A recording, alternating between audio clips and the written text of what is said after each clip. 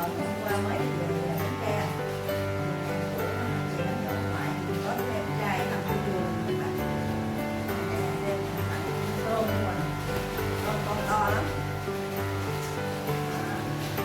Tôm nuôi tự nhiên thiên nhiên luôn, rất là ngon, bắt là còn sống nha, bắt là còn sống nha cả nhà. Xong rồi cái ép thì mình khỏi tủ đông, đây thì Sài Gòn mình không sống trong ngày xưa luôn, không có quá ép gì hết, rất là ngon. Nay mình về nấu lẩu để cho cả nhà.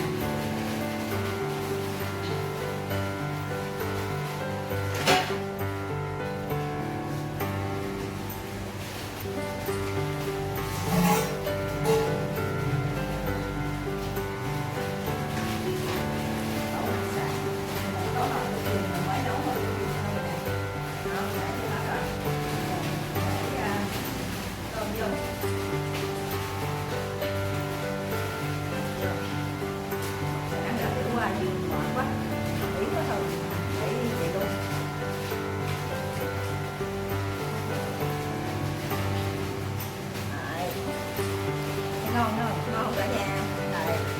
Đây là tôm nè, tôm tự nhiên thiên nhiên của người em trai ở Bến Tre tặng mình nè nha.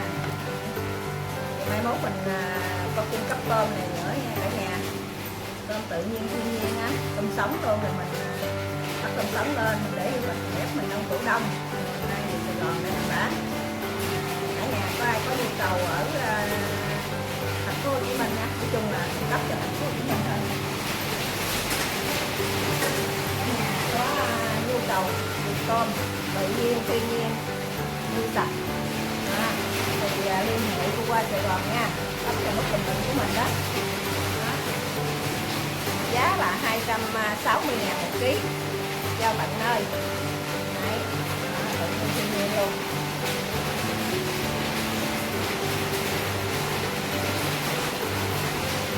Giờ còn ăn hết rồi, đã để trong bụng luôn.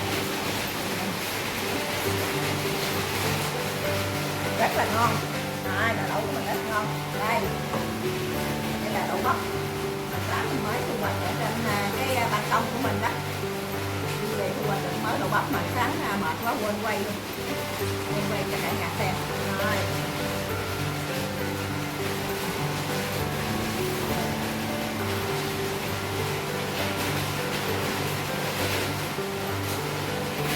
rau này nãy là chợ thì cô bán rau là chợ tặng nha.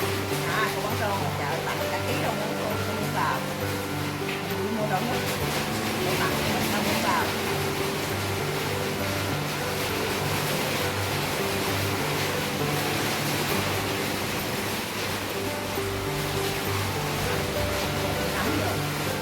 Nắm rồi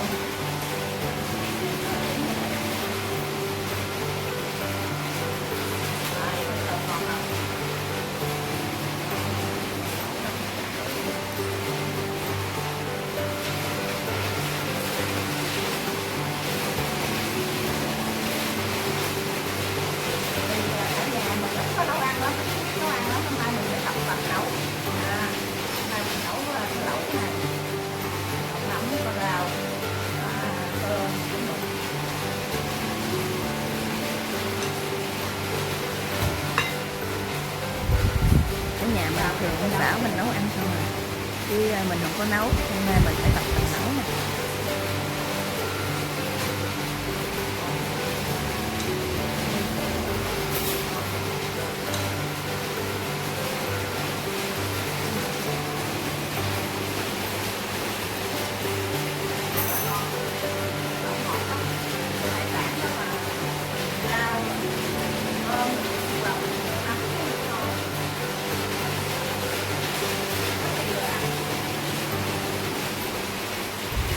Nhà mình ông xã nấu ăn không mà hôm nay mình nấu nồi lẩu này mình phải tự tay mình nấu, mình thấy rất ngon. Mấy đứa con đi làm hết rồi, lát mới về sẽ có nồi lẩu ngon ăn.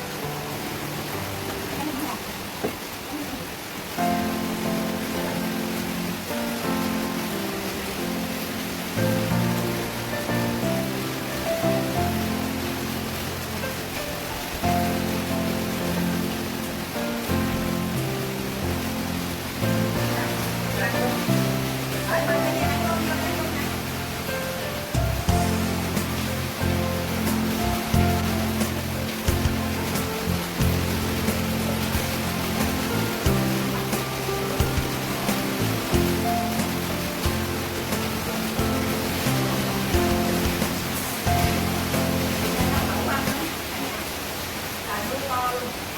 Cảm ơn anh mà lẩu mắm nhiều quá.